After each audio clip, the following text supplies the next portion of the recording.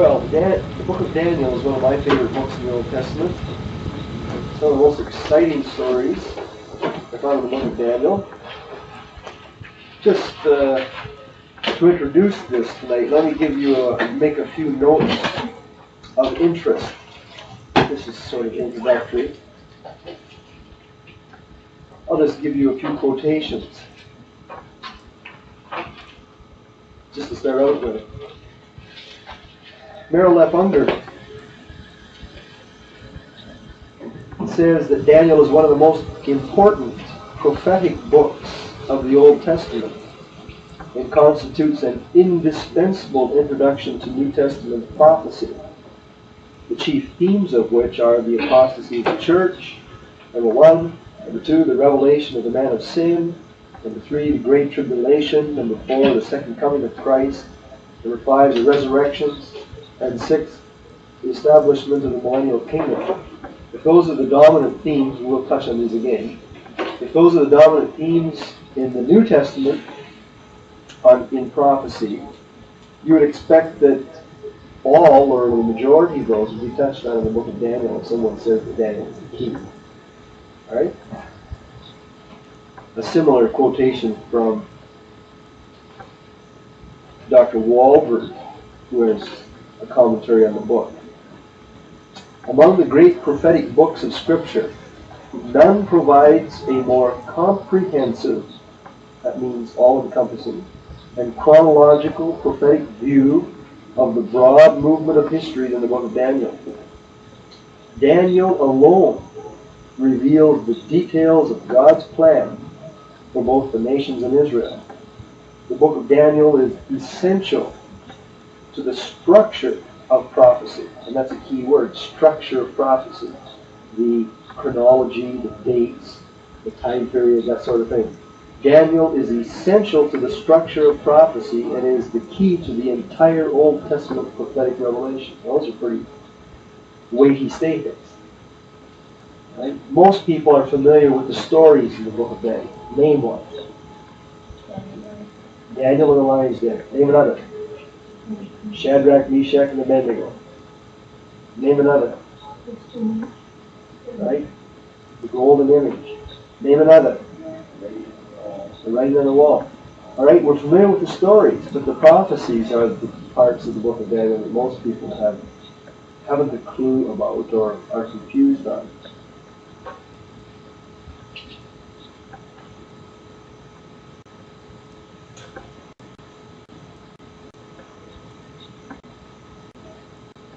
The book of Daniel is a special kind of writing. It's called an apocalyptic book. An apocalyptic book. What does that mean? Anybody have any idea? I'm sorry? First to the end. Okay. It has to do with prophecy. The end of time. What else is inherent in the word apocalypse or apocalyptic? Destruction. Okay, destruction, judgment, almost always inherent in apocalypse. I mean, they've even got movies out. Apocalypse 2, Apocalypse 1, the end of the world sort of thing. Wars. Does anybody know what the actual word apocalypse means? I think we mentioned this in one of our other classes. What does it mean? Referred to the French. It means to reveal, to unveil. Right? It's the French meaning, it's the Greek meaning. Apocalyptic. Not sure what the Greek word is, but it means to unveil. It means to uncover something. Okay? That is, to uncover something that no one has seen before. Bring it to full view. Alright? Now you've got the idea. Walberg comments, he says, the book of Daniel is classified as an apocalyptic writing. That is, and he defines it, a series of supernatural visions which were revelatory in character, that is, reveal something. God showing man what man couldn't otherwise know.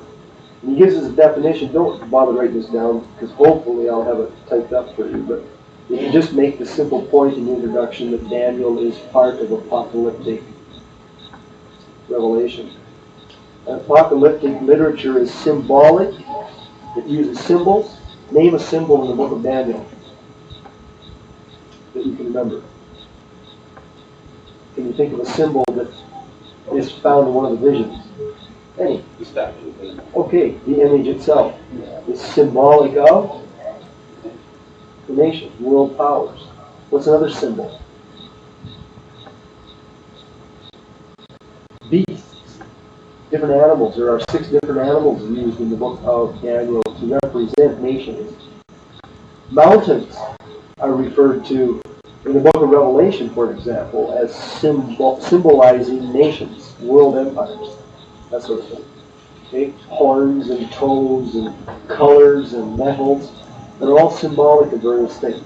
So apocalyptic literature is symbolic, it's visionary, which means that very frequently it comes to us through visions. It is prophetic, composed during oppressive conditions. What was the oppressive condition of the book of Daniel? The 70-year captivity of Israel in Babylon, right? Which, apocalyptic literature is symbolic, visionary, prophetic literature composed during oppressive conditions, consisting of visions whose events are recorded exactly as they were seen by the author and explained through a divine interpreter. Very often in apocalyptic literature you have interpretations.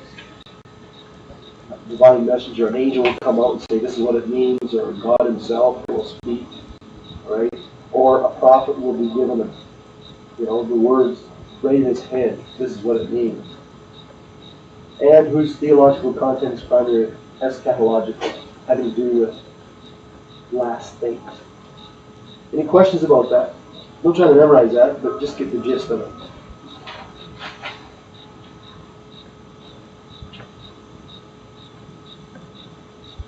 All right, so that starts us off. Now let's go through our headings that summarize the book of Daniel.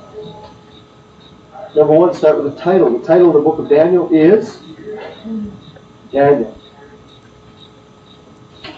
Does anyone know what the word Daniel means? Does anybody get a pen? Is that it? Keeping? Peanuts? Don't be shy if you need something like that. Okay, so the word Daniel in Hebrew means, it has L on the end, which means God, and Dani, right, means judge, or my judge, literally, my judge. And so if you supply the verb is, there's the meaning of Daniel's name. God is my judge. That's what the title of the book means.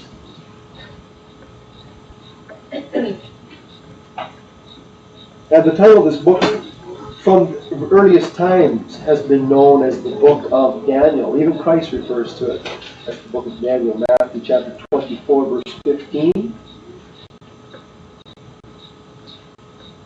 What does Matthew 24 record for us? This is one of the key, pardon? The end times. What is it known? It's a special,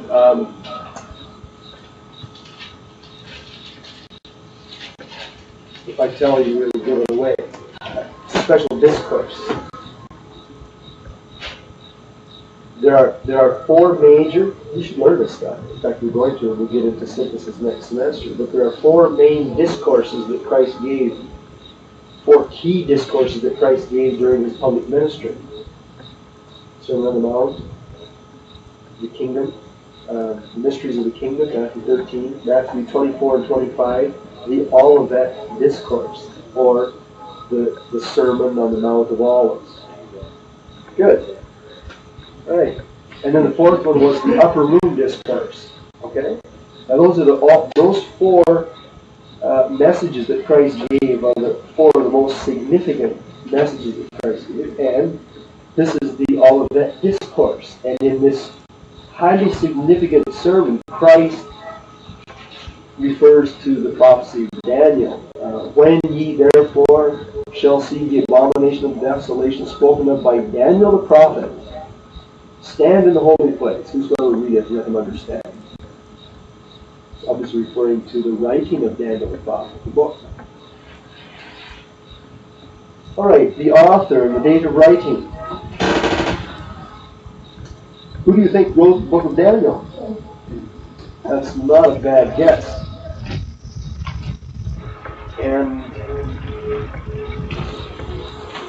And yet, such a simple thing as that can be made so complex by the critics. Daniel chapter 12, verse 4 is probably the key reference inside the book of Daniel. And that's evidence from inside a book is usually known as the internal evidence. Have you ever heard that phrase or read about it in Baxter? Do you understand what he meant? Whenever you read internal evidence, you're talking about evidence from inside the book itself. External evidence is tradition, from the Jewish tradition or Christian tradition, the church fathers, or whatever. Okay. You understand that? Archaeology would be external evidence. The internal evidence is, what does the book itself claim? Somebody read that, 12:4. Thou, Daniel, shut up the words, seal the book, even to the time of the end. Many shall run to and fro, and knowledge shall be increased. Now obviously this is Jehovah speaking to Daniel, and he's saying, Daniel, this is the end. Close it up. Wrap it up. Okay? Daniel has been writing all of this stuff, or recording it, or has seen it anyway, and now he's recording it, and God is speaking to them. Okay, now this is the end of it. That's the key reference in the book of Daniel to the Danielic authorship. Pardon? Well, verse 5 refers to something that he was an eyewitness to. Okay, it doesn't say that he wrote it. Right? Verse 4 says that he wrote it. Verse 5 says that he saw it. There's a difference. Right? So verse 4 is the better one to use, but you're absolutely correct, Blair. There are about a dozen or so references where Daniel says, I, Daniel, in the book. Obviously, he was an eyewitness. And I mean, if a person says they're an eyewitness, well, who was more eminently qualified to write it down? Right? So, any references in the book, such as 7:2 and 7:15 and 7:28, you can go pick them out yourself in the book. There are about a dozen other references where Daniel refers to himself as an eyewitness to this vision or to this conversation with the king or those sorts of things. Now that's basically it. Let me just give you a synopsis of the evidence for Danielic authorship. Unger says that Danielic authorship is supported by, quote, unanimous, ancient, Jewish, and Christian tradition. Jewish tradition and Christian tradition in the old days all held that Daniel wrote this book, and by abundant internal evidence in the book itself. Now, Unger is one of these guys that knows what the critics have said, and so to wrap it all up, he said, even if the critics are right, and maybe before I finish that statement, I should just put it down on a timeline. When did Daniel supposedly live? Generally. All right, about 600 BC. All right? So 600 BC in Babylon is supposedly about the time that Daniel wrote this book. The critics want to take the prophecies in Daniel and to relegate them to about 200 BC.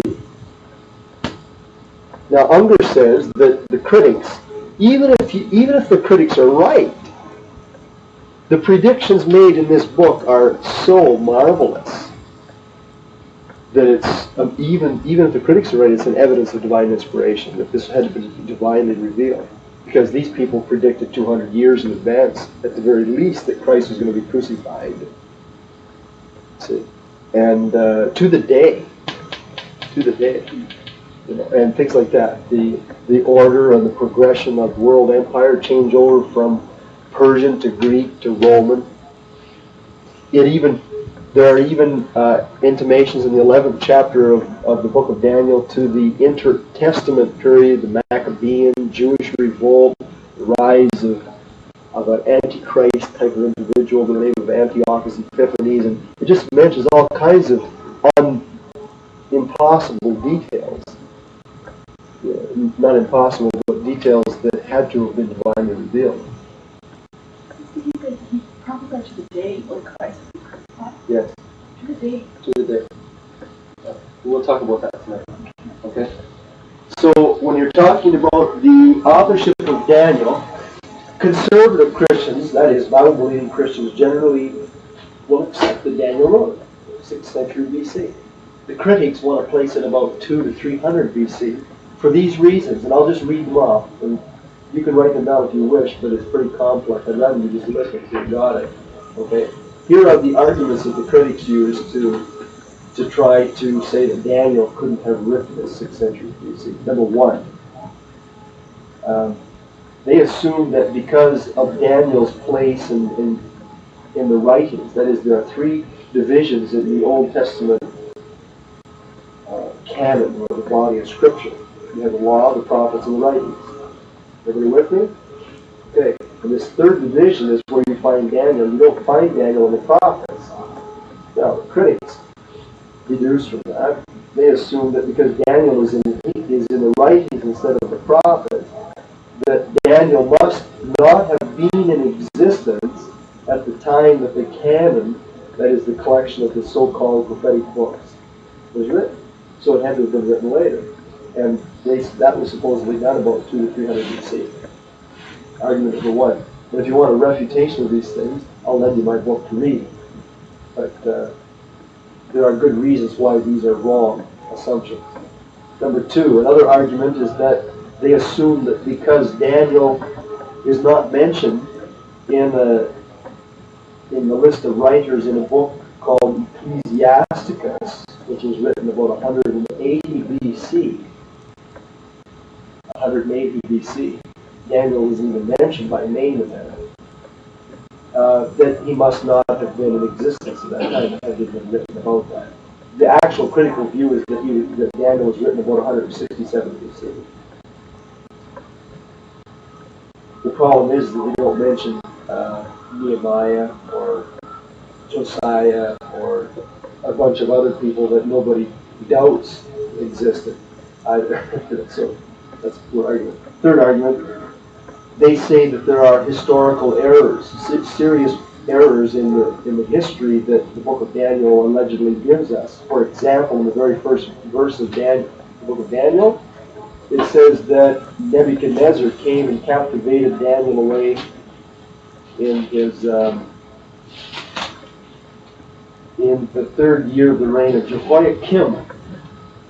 But if you compare that to the book of Kings, it says the fourth year of King Jehoiakim.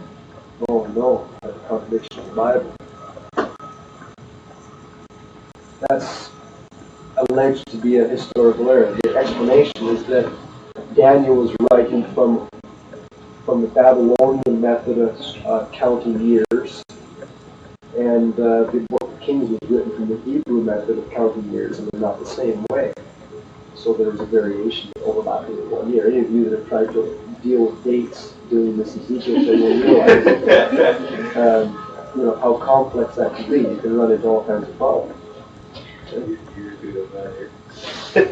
All depends if you're Jewish or Babylonian. Right? Canadians don't count. So there are several so-called historical errors in the book of Daniel, according to the critics' viewpoint. Another one is that it mentions a king by the name of Darius. Well, there's no evidence outside of the Bible that there ever was a so-called Goulais of the Persians, the Medes and the Persians. They just haven't found any extra biblical archaeological evidence for that. Of course, they hadn't found any evidence of the Hittites either, or other kings up until Belshazzar was one that only the Bible talked about until a few years ago, and they discovered his name in a post somewhere. So Unger says, well, that's a pretty iffy argument. Just because they haven't found it doesn't mean it doesn't exist. All right? That's the sort of thing they did. Enough of that. The critics basically say Daniel didn't write it. They say that he wrote it, that whoever wrote it put it together about 167 BC for these reasons.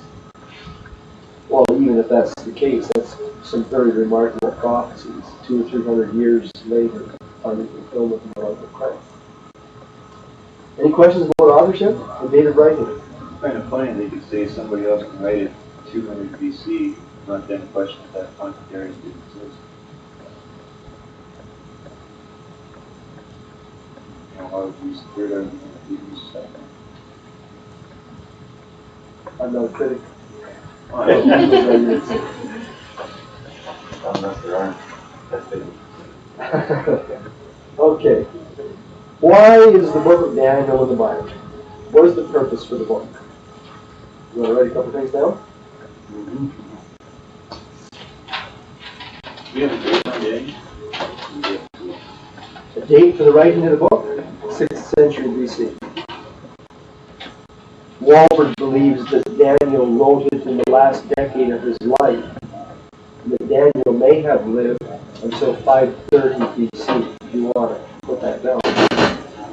He thinks that Daniel might have lived to 530 BC, making him quite an elderly gentleman. He might have lived to 100 years of age. If he was 30, let's say, when he was captivated, that would have made him 33 when he went into the king's court, and then he lived for another 67 years in Babylon. That makes him 97. He lived right through the Babylonian captivity with the Persian era. So he might have been 100 years old.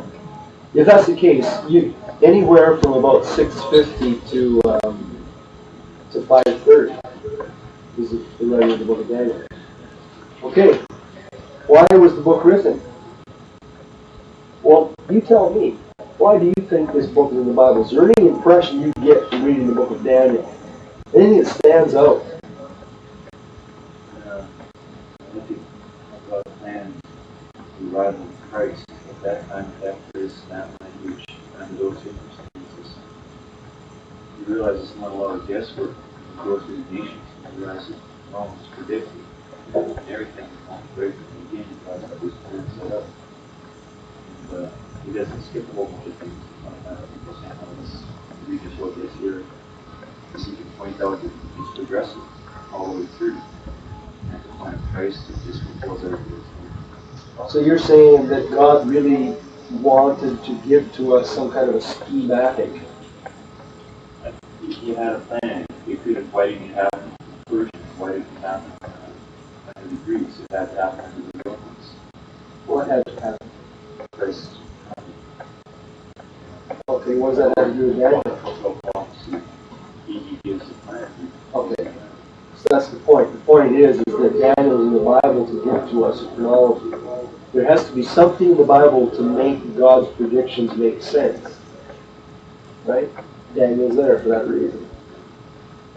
If you don't have Daniel, there's no way you can peg the predictions in the Bible into a cohesive pattern. But because we have the book of Daniel, Walden puts it this way. He says, clearly the purpose of God was to give to Daniel a comprehensive revelation of his program, culminating, that is, concluding with the second advent. So Daniel has the main plan. That's it, the big picture. Does that make sense? It helps if you nod your nose once in a while, just so I know. with me. Yes, sir. Oh, thanks. Here. Good. Do you get any other impressions out of the book of Daniel?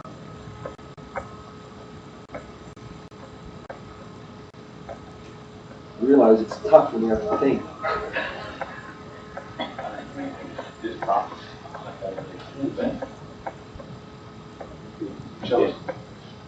Shows the hand of God working in a lot of ways. Things he's done with Daniel and people that are around him. So it shows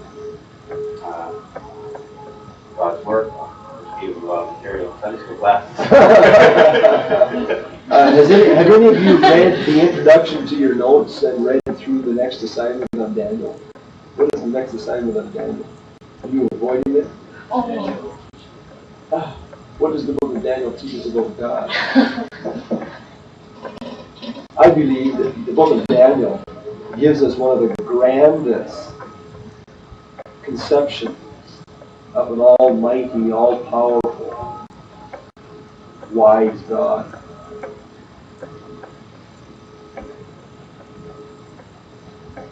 The book of Isaiah describes God in glowing terms, but boy, oh boy, it doesn't quite come close to the book of Daniel. The Most High ruler of the kingdoms. He sets up whosoever he wills, and nobody can talk back to him. We have the picture. I think the book of Daniel is in the Bible, particularly in the Old Testament, to tell us, or if not to tell us, at least to remind us that even though the world looks like it's falling apart, God really still is in control. This wasn't necessarily a new concept for Israel, but it was certainly something that needed to be reiterated.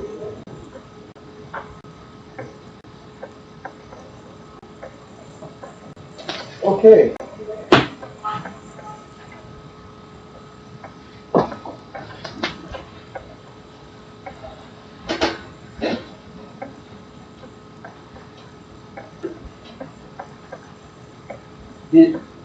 How many of you read through the book of Daniel recently? Read through it? You notice that the book of Daniel is out of order? Let's just turn to the book of Daniel. I'll just read you a few references here.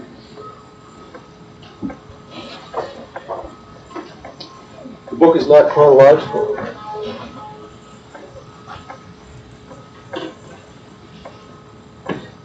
Verse 1, the third year of the reign of Jehoiakim, king of Judah, came Nebuchadnezzar, king of Babylon, to Jerusalem and besieged it. So we start out in chapter 1, these are the chapters, with Nebuchadnezzar. All right. And then chapter 2, in the second year of the reign of Nebuchadnezzar. So chapter 2, we proceed with the reign of Nebuchadnezzar.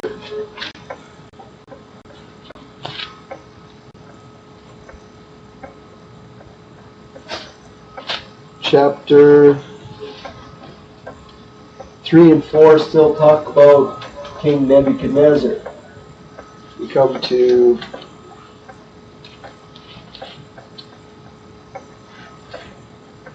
chapter 4, verse 29. At the end of 12 months, that is 12 months after Daniel interpreted this one vision of him being cut down like a tree, a year later, it says that Nebuchadnezzar turned into an animal, sort of like, and God humbled this man and showed him that he really was in control. And so chapter 4 brings us about to the end of Nebuchadnezzar's reign, and then chapter 5 begins with Belshazzar. Belshazzar. And he was probably the grandson or the co-regent of Nebuchadnezzar's successor.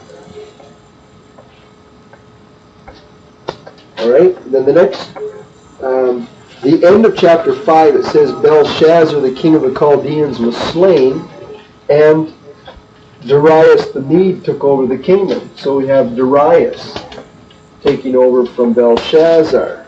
Chapter 6, we have Belshazzar. I mean, it is chronological up through chapter 7. And then chapter 6 concludes with Darius. And then chapter 7, and this is where things get all mixed up. Chapter 7, we find Belshazzar. Again, see that? He brings us back to this point. Alright? And chapter 8, in the third year of the reign of Belshazzar. So he continues on in Belshazzar's reign. And then chapter 9, verse 1, in the first year of Darius, the son of Ahasuerus of the seed of the Medes. So he picks up with, he goes back to Belshazzar and then back to Darius. Alright, chapter 10. He mentions Cyrus. Okay? So we go from Darius to Cyrus in the third year, king of Persia. And then you go to chapter 11, and you have Darius the Mede. Back to Darius. Confused? Right. The book concludes with there's no reference to who was when this took place. Right? I just want you to see that the book of Daniel is not totally chronological. If you're going to date the events, you could probably reorder. You could take the first 6 chapters of the book of Daniel and put them in chronological order. This is the historical section of the book, picking up with the beginning of Daniel's captivity. It records Nebuchadnezzar coming to Jerusalem, captivating the princes of the royal line, taking them to Babylon and so forth. And then it takes us all the way through Nebuchadnezzar's reign to one of his successors.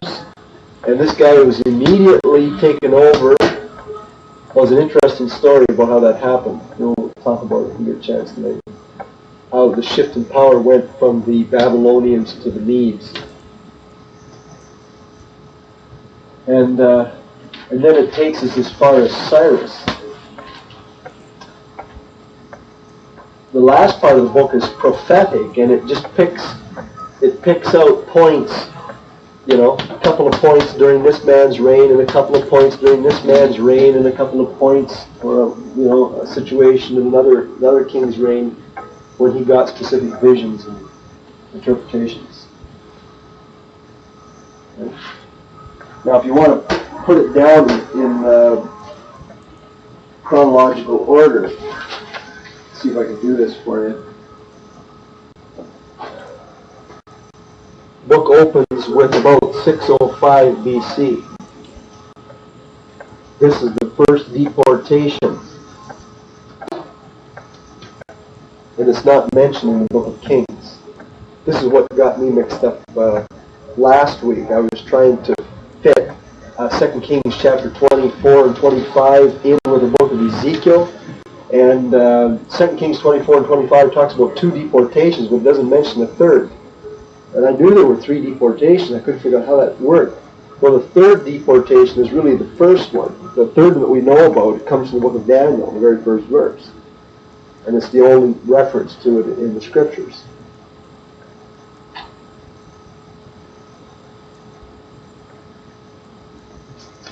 Okay, so as far as the chronology of Daniel's life, we pick up with Daniel in the 605th year BC, and Daniel probably, his predictions go to the third year of Cyrus in 536. How many years is that? Anybody good at math?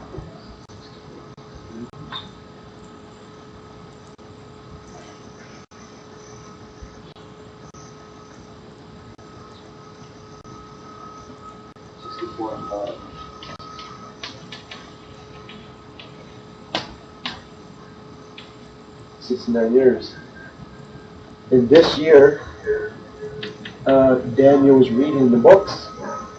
This is the 69th year of Babylonian captivity. Daniel was reading the books. And it dawned on him. Jeremiah had predicted 70 years. This is year number 69. He got real worried. And he started praying. Right? And he realized that people had to repent and fallen and all this kind of stuff. What now? Is God just going to keep extending it or what? See? So no wonder he was confessing his sins.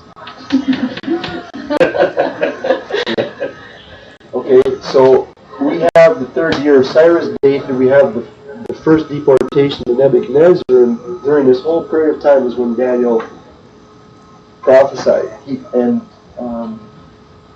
Walbert says that he may have lived for another 6 years, right, to 530 BC.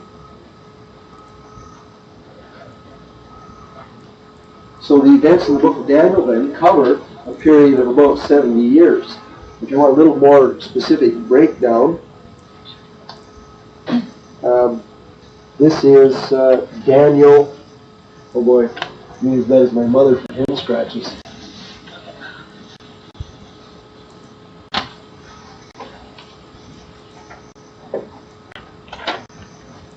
This is a reference is Daniel 1:1. Mentions the first year of Nebuchadnezzar's reign. In 604, so from 604 to 601, Daniel was trained in the court. And the reference for that is Daniel 1, verses 5 to 6. In 601, Daniel interpreted the image, the golden image dream. This was Nebuchadnezzar's second year. Right? So Nebuchadnezzar's image, dream, 601. The reference for that is chapter 2, verse 1. All right. In 553 BC, you have Daniel's vision of the four beasts. Four beasts vision. And this is Belshazzar's first year. This is Bel's first year. And the reference for that is chapter 7, verse 1.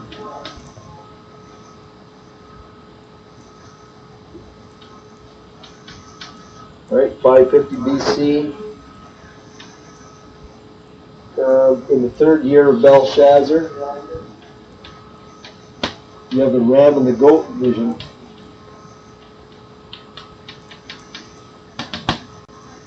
And the reference for that is 8:1.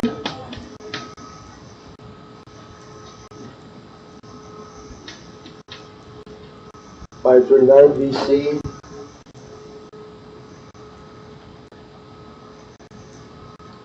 You have Daniel's great revelation of Daniel's revelation of Persia and Greece. And this is 11:1.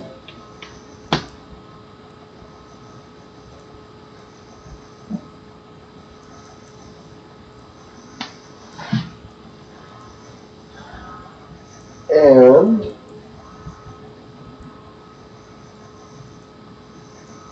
in 536, in Cyrus's third year, Daniel's vision of God.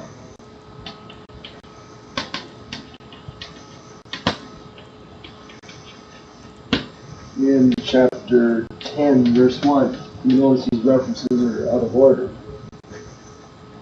Okay?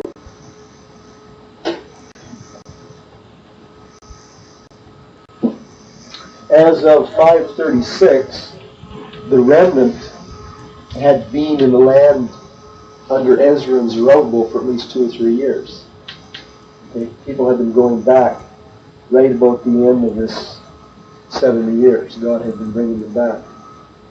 Okay? if you would like to have the dates for when these kings reigned, secular history tells us that Nebuchadnezzar reigned from 604. Nebuchadnezzar reigned from 604 to 562 BC.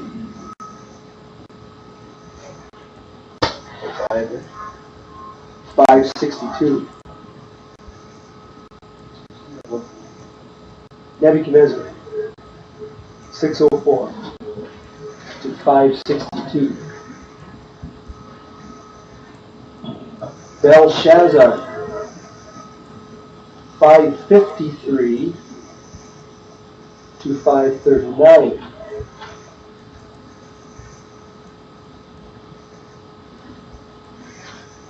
Darius the Mede is the unknown guy. That he started reigning in 539, and we know that he took over from whoever it was, took over from Belshazzar. They know the date of that switch, but they don't know the name of whoever it was that took over for the Medes. Possibly it was a guy with the name of Goulais, but we don't know. Darius the Mede is an unknown, uncorroborated person, so they don't know how long this guy reigned. And Cyrus reigned from 539 to 530 BC. Darius only lasts a year? No, the difficulty is that you're talking about the Medes and the Persians. Now, I should have brought a map with me.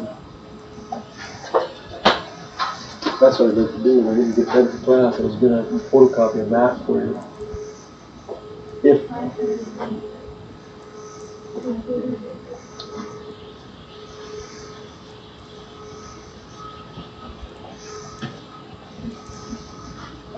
Everybody here needs to take Bible Lands and Customs. Next time we offer it, I hope you all take it. It's a great course. I learned how to draw the Middle East off by heart.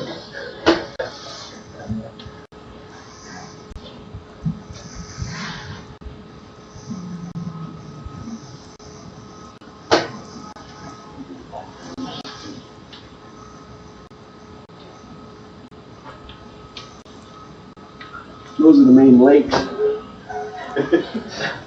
And here's the Persian Gulf, and you have Tigris, Euphrates rivers.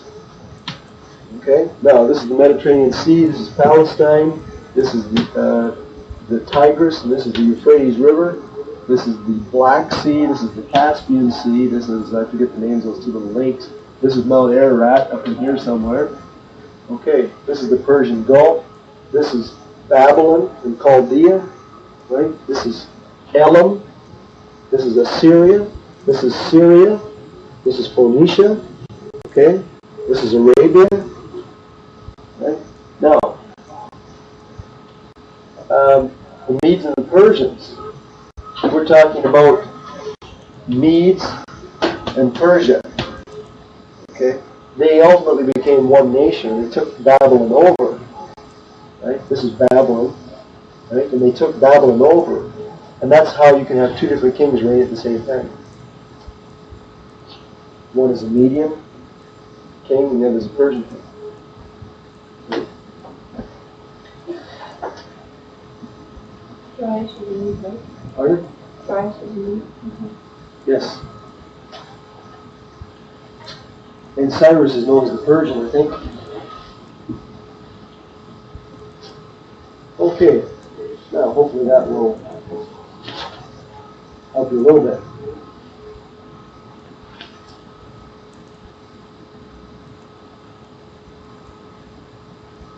Phillips adds for your interest on this chronology bit on the major events. Did I tell you that's what we were dealing with? I'll bet you I didn't do that. I moved in my notes from the purpose of the book to the geography and the date of events. Just stick it in or something. Date of events. All that stuff that I had on the board, that timeline is date of events. Okay? Remember I went through the book and I said the book is not chronological? That's under date of events. Okay, The date of events concludes with the statement by John Phillips that Daniel, the prophet, was a contemporary of who? You've already, Ezekiel. Yeah. Remember Ezekiel lived in a poor little hut somewhere here on the edge of the river? Okay? And Daniel lived in Babylon, the palace. Right? But they lived at the same time. And Jeremiah, poor old Jeremiah lived down here. And he was the one that got eventually taken to Egypt. Right? They all lived basically the same time. Daniel, Ezekiel, and Jeremiah. But also he was a contemporary with Habakkuk and possibly Obadiah. The message, I want to get through the note part so I can discuss these the contents of the visions and so forth, because that's what I think we all need. But you do need to have notes too. So as far as the themes or the message of the book of Daniel goes, I think we could borrow a phrase from Luke chapter 21, verse 24, from the teachings of Jesus to describe the main message of the book of Daniel. 21:24 reads this way: They shall fall by the edge of the sword, that is the Jews, and shall be led away captive into all nations, and Jerusalem shall be trodden down by the Gentiles until the times of the Gentiles be fulfilled. Christ had in his mind a concept that he reveals there. It's the only place in Scripture that we read of it. It's called the times of the Gentiles. And it's very clear that he viewed the judgment of the Jews and the downtroddening of the city of Jerusalem as indicators. Captivity of the people and the overlordship of the city of Jerusalem by Gentiles as indicators of Gentile dominance over the nation Israel. And that's precisely what the whole book of Daniel is about. It's the dominance of the nation Israel by Gentiles, the people and the city. So the theme of the message, the theme of Daniel really is the times of the Gentiles. And of course, the subcomponents of this theme are references to the Antichrist, tribulation, the second coming of Christ, all those major points within the great plan itself, the resurrections, the millennial kingdom. Those are all themes that you read about frequently in the book of Daniel.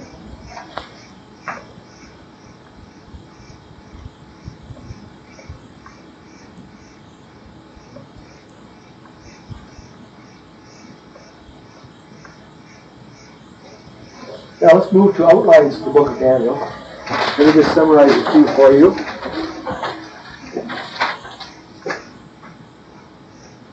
Here's a two-part outline by Unger.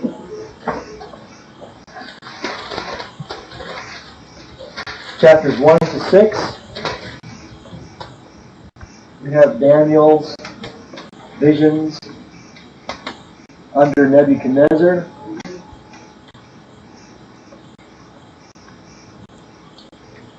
And his personal history to Cyrus's reign. Think about that. Does it make sense? What we've already seen tonight? Daniel's visions under Nebuchadnezzar and his personal history to Cyrus's reign.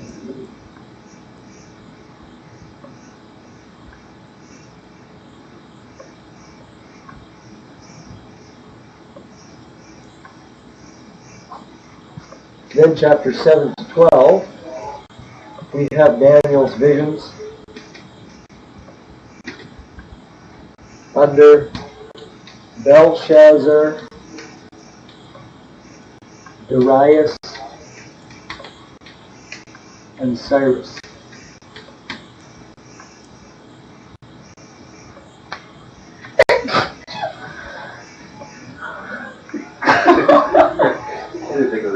I've never heard anybody do it that way. I'm sorry. No, but don't be sorry. It's cute. She doesn't quite often. I just wonder, what's the function of the... I don't know, it just comes after the sneeze. Oh, okay. Relaxing, I don't know. Now, here's John Phillips' outline. He has the same division, chapters 1 to 6. And he entitles it Daniel and His Personal Friends.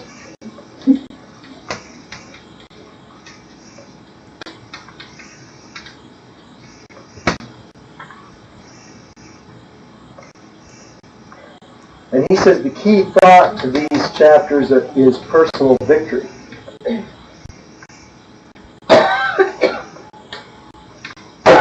It's in chapter 1 that Daniel and his three friends are personally victorious over this threat in the king's court. Chapter 3, Daniel's friends are personally victorious over the fiasco of not bowing down to the image. Chapter 6, Daniel is personally victorious over the plot to, what's the word I'm looking for, overthrow him as the prime minister. So personal victory. And he subdivides that. I like his outline, so I'll give you the subpoints. In chapters 1 to 3, he has times of testing.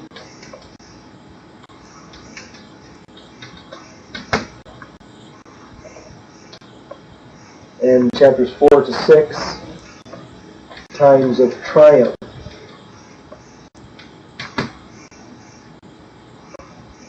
In these first 3 chapters, he says you have the challenge of the believer's walk in the matter of the king's need. So you have walk, and witness, and worship. In that progression, it's really neat the way he sees that. Their testimony in the king's court, they were tested as to how they were going to act. Then, Daniel was tested as to, did he have actually the right words? He had to supply the king with the vision and the interpretation. Okay. So what was he going to say? Right? And then what were his friends, who were his friends going to worship? The image or God? The times of triumph.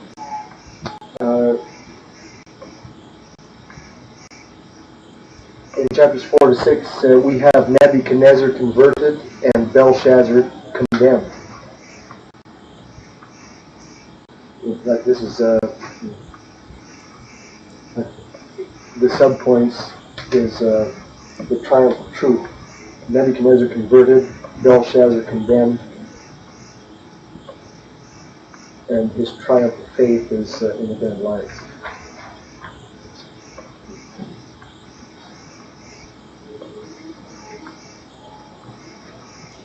Okay, chapter 7 to 12 then concerns Daniel and his people's future. Instead of his personal friends, his people's future.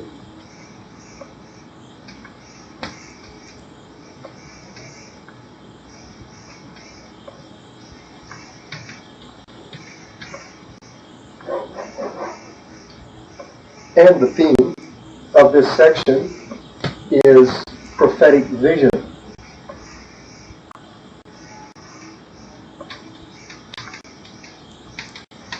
Never seen a guy who can alliterate things like this guy.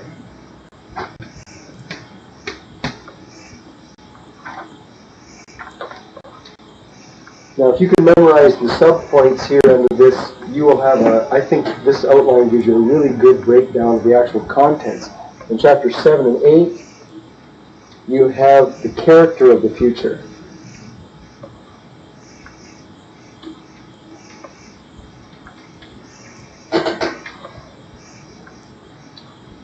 And in these 2 chapters, he has pictures of 6 beasts. He's got a really neat comment on this that I want to read to you when we get into going through these visions. God gives him, Nebuchadnezzar and Daniel, visions of the future. Chapter 7 is Nebuchadnezzar's vision, and chapter 8 is Daniel's own vision or dream. And both of these things coincide to show that the future lordship of the Gentiles over the Jews is a beastly thing. Right? Chapters 9 and 10 concerns the control of the future.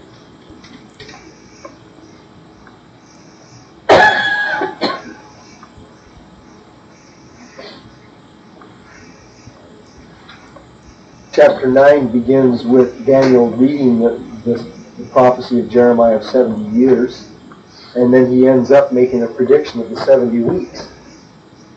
In that one chapter, he starts out, he reads the prophecy in Jeremiah of 70 years, and then because of that, in his prayer, God gives to him the vision or the special revelation of the 70 weeks of years. Right? So God is controlling the future. He has 70 weeks. See, God is controlling it. Right? And then in chapter 10, he corroborates that with the message of different angels. And then in chapter 11, you have the course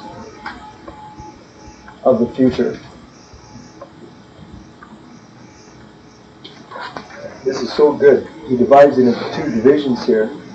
The typical Antichrist and the true Antichrist.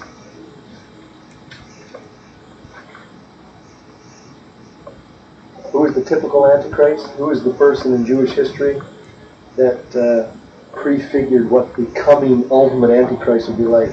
I mentioned his name once tonight. There's one foreign ruler between Daniel and the New Testament that the Jews to this day consider to be the Antichrist. He forced them to offer, he went into Jerusalem to the Holy of Holies and sacrificed a pig on the altar in Jerusalem. Antiochus Epiphanes, Greek ruler. And that was it. That's the highest abomination possible for the Jews, to offer a pig on the Holy of Holies altar. Antiochus Epiphanes. So you ask, if you have a reference Bible, it probably will have his name in there, and maybe I'll even summarize some of that stuff. But this one has to do with Greek and Roman history through this period. Okay, chapter 12, the final chapter in the book, indicates the climax of the future and brings us right to the second advent in the kingdom.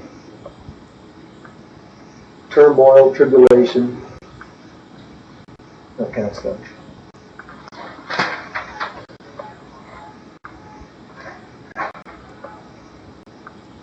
And there's one alternative outline that I just want to mention, because there's something you can learn out of it. Although I would recommend that you learn this one here, by Phillips. That's the one you ought to memorize.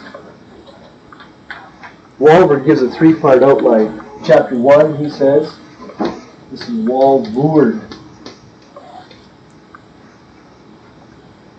Chapter 1 is introduction. Chapters 2 to 7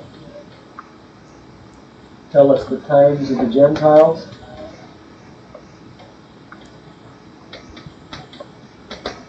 Chapters 8 to 12, Israel's future in relation to the Gentiles. And the interesting thing about it is that chapters 2 to 7 in the book are written in Aramaic.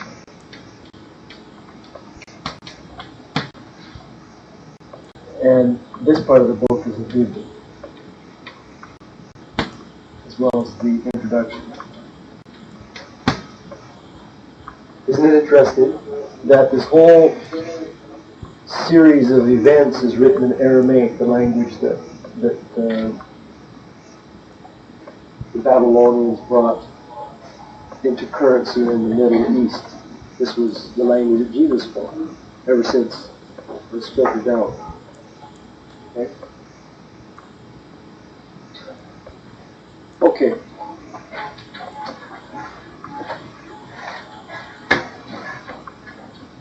Now, I'm going to come back to the contents of the book. So you might want to leave a page there or some space or make it so you can insert something there. But I want to, because we'll probably run out of time tonight, I do want to give you some notes on the relationship of the book of Daniel to the rest of Scripture. The relationship of the book of Daniel to the rest of Scripture. It's always helpful to see how these books relate to other parts of the Bible. As far as the actual order or placement, I mentioned right at the beginning, Unger says that Daniel was placed in the third category in the Hebrew Bible. Not in our Bible, but in the Hebrew Bible. The Hebrew Bible ends with Chronicles. Did you know that? It has... what? Every time you say, did you know that? I like you know. Well, I always hope that maybe you picked up something from the last class. In the Hebrew Bible, the law goes from Genesis to Deuteronomy. And then the prophets goes from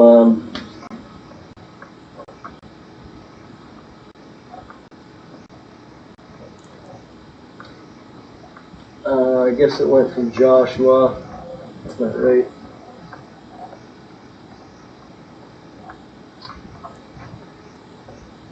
I can put the historical section.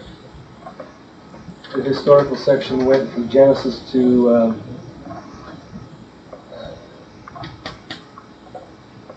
Kings, I guess. And then the prophets are Isaiah to Ezekiel. And then you have the writings, which begin with Job.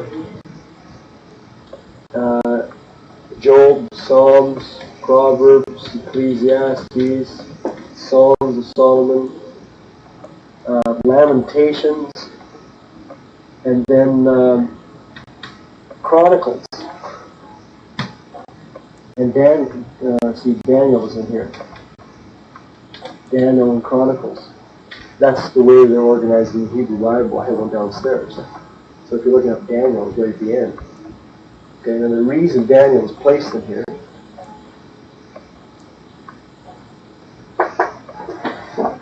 is because he was not known among the Jewish people as an actual prophet. He was a statesman. He was a politician, right? That's all he did. Even though he wrote and was used of God to speak great prophecies, some of the greatest prophecies, he wasn't an official prophet. He wasn't known as a prophet like Ezekiel was, or Jeremiah. You understand? So that's why they placed him in a different category, because he doesn't fit in the prophets officially. That's why they placed Ezra in that third category too, in Chronicles, and Nehemiah. Okay, enough said. That's not all that practical. Phillips mentions that Daniel is referred to by Ezekiel. You probably picked that up, right, in your study? There are 3 verses in the book of Ezekiel to Daniel as a person. It's worth noting. Ezekiel knew Daniel. They knew he was light. He classed him with one of the greats. Christ mentioned Daniel by name.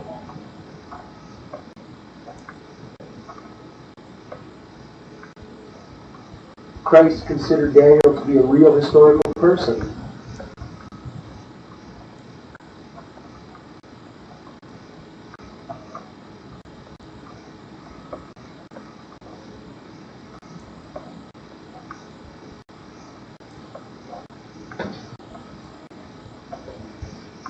Christ identified himself with some of Daniel's predictions. One example is the verse I just read to you in Matthew 24:15. That comes from Daniel 7:13.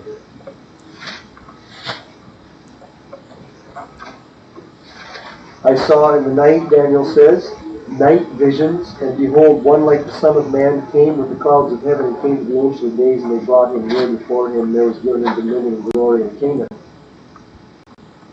Son of Man. Daniel refers to a person and calls him the Son of Man.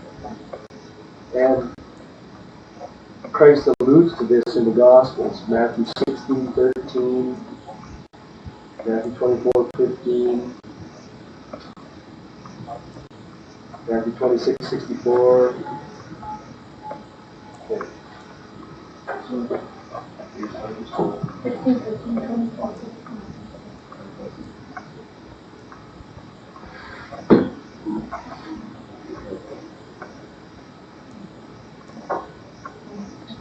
Christ referred to Daniel chapter 12, verse 1.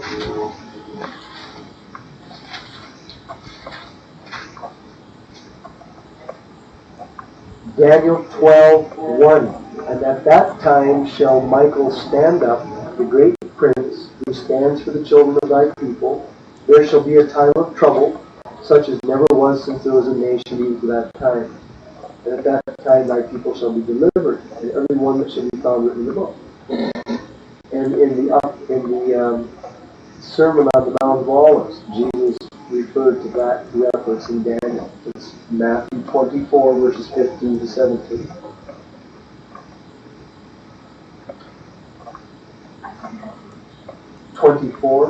Verses 15 to 17.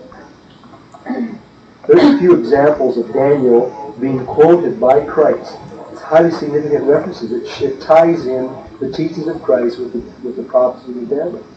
Really important. Walford makes a couple of observations tying Daniel in with other things. He says that Daniel is to the Old Testament what Revelation is to the New. Daniel is to the Old Testament what the book of Revelation is to the New Testament. What is Revelation to the New Testament?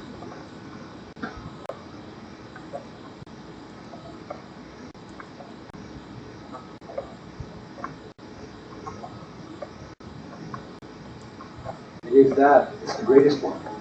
It's the greatest prophecy in the New Testament. Daniel is the greatest book of prophecy in the Old Testament. Greater than Isaiah, greater than Jeremiah, because he gives us such a fantastic scheme. He gives us world empires in chronology. He gives us actual dates and chronologies of years to be able to fit stuff together. He names names. Okay? So Daniel is to the Old Testament what Revelation is to the New. Something else Walter said, like the book of Esther, Daniel and Esther have a similarity. What is the story of Esther about?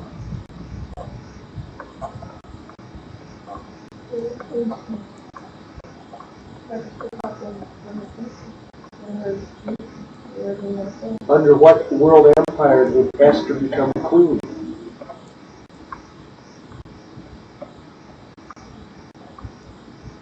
Before or after Daniel?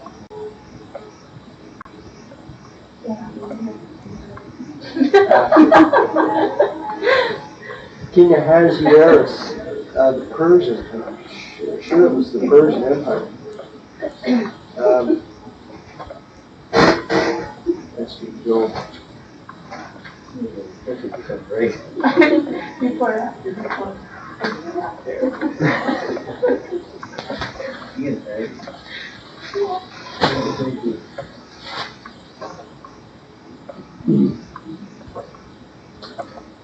Second last verse of the book says, and all the acts of King Ahasuerus' power and of his might, and the declaration of the greatness of Mordecai, to which the king advanced him, are they not written in the book of the Chronicles of the kings of Media and Persia? Persia followed Babylon. Okay? It was Egypt, then Assyria, then Babylon, then Persia, then Greece. Let's remember that. Persia. Now, Daniel lived into the Persian Empire under Cyrus. Okay? But he lived all the way through the Babylonian and into the Persian. Well, the story of Esther is set in a later time than Daniel's time. See? And both of these books show us the same thing in a remarkably different way. Does that confuse you? Esther doesn't even mention the name of God. The name of God is not even mentioned in the book of Esther. But it shows subtly that God is still in control. God worked it out that a Jewess was brought to the height of power under a Persian king and managed to cause the Jewish people to survive. See? God worked in a sovereign way behind the scenes, placing whoever he wanted on the throne or next to the throne. See? The book of Daniel overtly says the Most High rules over and over and over, and essentially doing the same thing, that God is preserving his people, even in times of judgment. It's a tremendous parallel between those two books. Esther and Daniel shows God at work among his people, even when they were being chastened. You'll see that on a trivia question.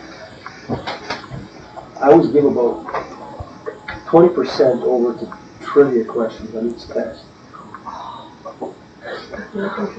Because it's the trivia questions that make it interesting. Like when you put it all in perspective. What does Daniel have to do with Esther? I have no idea. Now you should. Because that's really important, I think. Put a star beside it. Trivia. All right. And Walbert gives us a list of some other apocalyptic literature in the Old Testament. Would you like to have a couple of references that parallel Daniel? How about Ezekiel chapter 37? Chapters 40 to 48. Chapters 40 to 48. 37. Ezekiel 37 and 40 through 48 are apocalyptic. What do 40 to 48? Come on, you just studied Ezekiel and you just did a study of it. What do the last 9 chapters in the book of Ezekiel talk about? The 10th. The coming prophetic kingdom age. It's apocalyptic. It was revealed through visions. See? The valley of dry bones coming together. I think they probably tried. They have to work in the afternoon. The first 6 chapters of Zechariah. Not only dry bones, they have to work it out. That's what bones became and everything, and then none of it away. They're still doing it. Have you ever seen that Christian film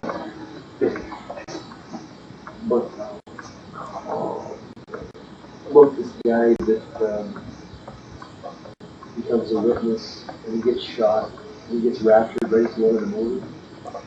He must have done that. He must have taken a picture of him jumping out of a plane or dropping a dummy out of a plane and goes from here all the way down to the earth. And then they just filmed it reversed essentially. That's really neat. It's a great way to end the movie. Oh, that's it. What's it called? Yeah. That's it. So, I just want to remember the movie. What's your plan?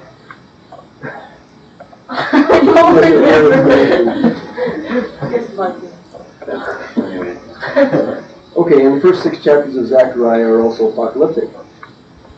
Enough said about Daniel's relationship to Scripture.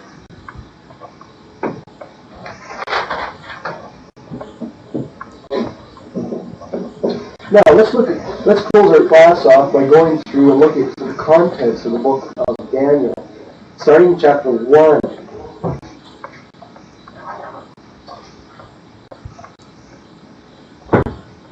And I bet you we only have 15 minutes, right? Time's up. We're over 5 minutes. Really? Yeah.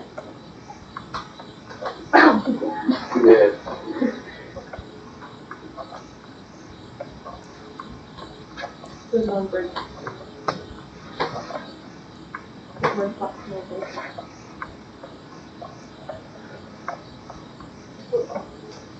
Okay, I'll tell you what I'm going to do. Instead of going through this, I will photocopy a few pages out of Phillips' suggestion. Okay. But before I leave you, I do have about 3 paragraphs to get to. That you don't necessarily have to write it down because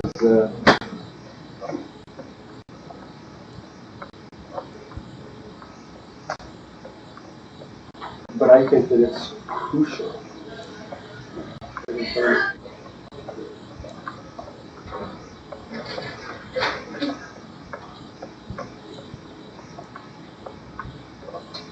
Remember the image, the golden image that he made? This is in chapter 2. I think it's chapter 2, isn't it? Daniel chapter 2. The one that was made? No, not the one that was made, but the one in Nebuchadnezzar's vision. Yes. He had a dream one night. He couldn't remember what it was, remember? And so he brought all his wise men in and said, tell me what the dream was and the interpretation. And that really fixed him. How am I supposed to tell what you dreamed? So he said, okay, you're all dead. The news came to Daniel, and Daniel said, hold it, give me a few minutes. A couple of hours, so he prayed, and God gave him this man's dream and the interpretation. And that really convinced Nebuchadnezzar that Daniel's God is the true God. Now this image that Nebuchadnezzar dreamed, head of gold, breast of silver, thighs of brass, legs of iron, and feet of iron and clay mixed. And then a stone came out of heaven and smote the feet of the image, and the image was destroyed, and the stone became a kingdom. Right. Now, what does that represent? It represents the whole panorama of the plan and the program of God for the period in which the Jews were going to be under Gentile dominion. And the great stone would finish it all off. Nebuchadnezzar was the king that ushered in the Babylonian captivity, right? It was Nebuchadnezzar that destroyed Jerusalem and captivated Daniel. So he was the head, right? And he was going to be followed by the Persians. And the Persians are going to be followed by the Greeks. The Greeks are going to be followed by the Romans. Right? And the world empire of which the Romans in chronological succession were like has never changed. The world is still in the sense of a Roman empire. It honors the same values as the Romans, basically. Roman judicial system, Roman numerics, Roman, lots of things have come in the world. The Gentile dominion over Israel has followed the Roman pattern, even to this day. It will find its ultimate character in the tribulation of the Antichrist. Okay, now, of that, this is what Philip says. Not all the world empires are seen in this survey, only those that are important from the standpoint of prophecy. Russia isn't mentioned, China isn't mentioned, they're world empires. Okay? They would have very little to do with domination of Israel, or nothing. They're not mentioned. Babylon is seen as a unit. It was a great empire. Persia, Medo-Persia, is presented as a duality, that is, Medes and Persians. Fascinating insights we've got here. Greece is presented as a fourfold unity. 4 animals represented Greece. I think, or four mountain peaks represented Greece, right? And when Alexander's Greek world empire fell apart, it was divided under his 4 generals, and that's indicated in the vision. Rome is presented as a 10-fold entity, 10 toes, 10 horns, all right? And finally, the Gentile world empire becomes a multiplicity of ruins, the feet of iron and clay, shattered in 1,000 pieces. And the kingdom of God a little stone fills the whole sphere. The empires, he says, move generally in a westerly direction. Babylon, here, then moves to the world power of Greece. And what is west of Greece? Italy, where Rome found its, see? And so they generally move in a westerly direction towards the sunset. This is his picture. And Gentile misrule of the earth closes at last with the glory sunset, the Great Tribulation. The downward trend is evident in Nebuchadnezzar's dream, starting with Babylon at the head and ending up with the feet in the dust. The downward trend. Even the way it develops, it shows, we think of sunset as finishing off the day, right? So the same thing in God's great plan. Even the symbols lead in that direction, to the west or to the earth, all right? The notable difference between Nebuchadnezzar's view of Gentile power in this second chapter, in his vision of the image, and Daniel's vision in the next chapter, which is chapter 3, but chapter 4.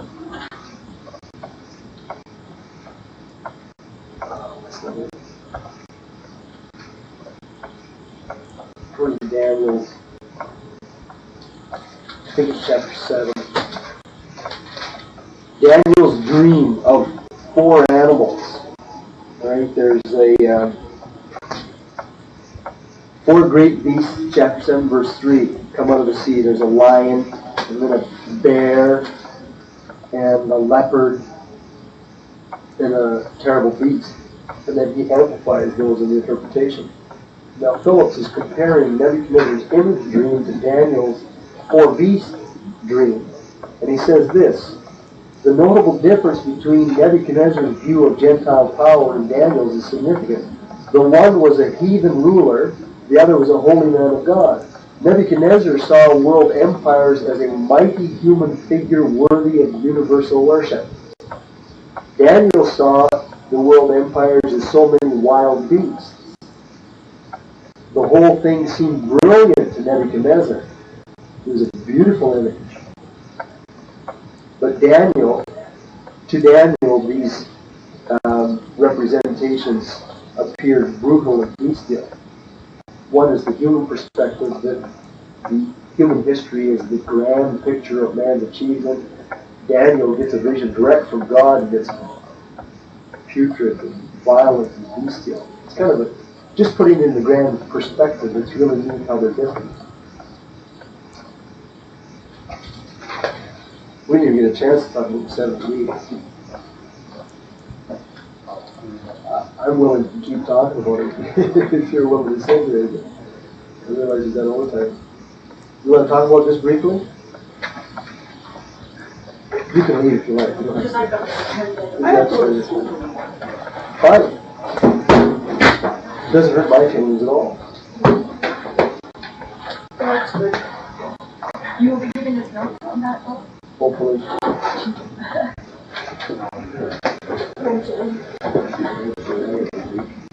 Can I ask one question? Yes. You said that Daniel prophesied the day Christ would be crucified? Yes, that's the one I would like to give you that.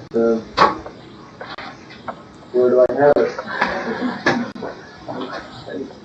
Here it is. This is based on Daniel 9:24-27, those key verses.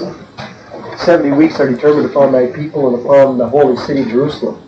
So the 70 weeks have to do with Israel as a people and with Jerusalem, the city.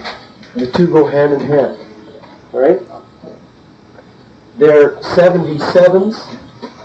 They're 77s, which give you an ultimate of 490. That's the magic number. Alright? The 70 weeks begin with the command. Pay close attention to the actual terms here of the passage. The 70 weeks begin with the command to rebuild Jerusalem.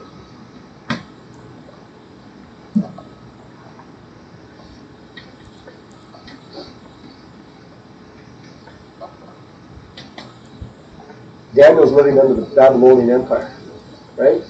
The decree by a world ruler granting Jews the right to go back to their city of Jerusalem and to rebuild the walls was given by a Persian king.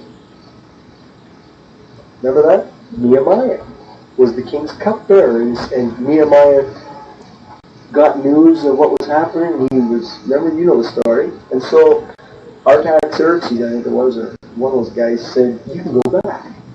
And I want you to build the walls. You have permission. And he furnished him. The Persians were very mild rulers. And so the fulfillment of this is recorded in Nehemiah chapter 2, verses 1 to 8. And it was 445 BC when the command was given. They can prove that through secular history. 445 BC. Now this is where it gets exciting. Daniel said there's 490 years having to do with Israel as a people and Jerusalem as a city. It begins with the command to rebuild Jerusalem. Well, that took place in 445. That's after Daniel. See? 60, 70 years later. Okay. Are you confused? A few years after Daniel, this decree to rebuild the walls of Jerusalem actually took place under Nehemiah in the 20th year of Artaxerxes. And some people, if you combine astrological charts, not astrological, astronomical, there's a difference. What's the difference between astrology and astronomy? Right, and they have, the Egyptians, the Babylonians, and the Persians all had astronomers reading the signs in their heaven. So they made notations, and they've got it down to March 14th, 1445 is the actual day that, don't tell me how, I don't understand, I've got the literature, but they say that March 14th, 445 BC is the day that Artaxerxes commanded them to go back. Now, Daniel 9, 24 and 25 says that after 69 weeks, that is sevens, which is the same thing as 483 years. After 483 years, Messiah would be cut off. And here we're getting to what you're talking about. Messiah would be cut off, which is a reference to his death. Understand this? Daniel says, after 69 weeks, Messiah would be cut off.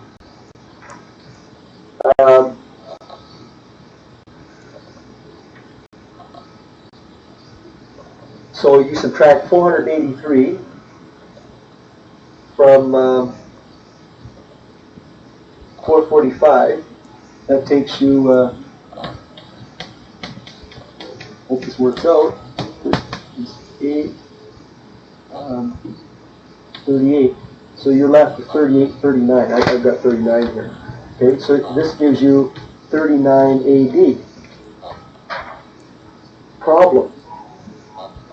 This is Persian reckoning, Persian calendar, and the predictions to Daniel is in Jewish terms. The Jewish year was not 365 days, it was 360 days. So if you make an adjustment for that, you subtract 6.6 years.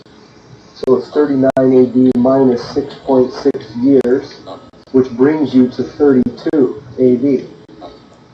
To make the adjustment from the Persian calendar of these days to the Jewish calendar. This is the way they work it out.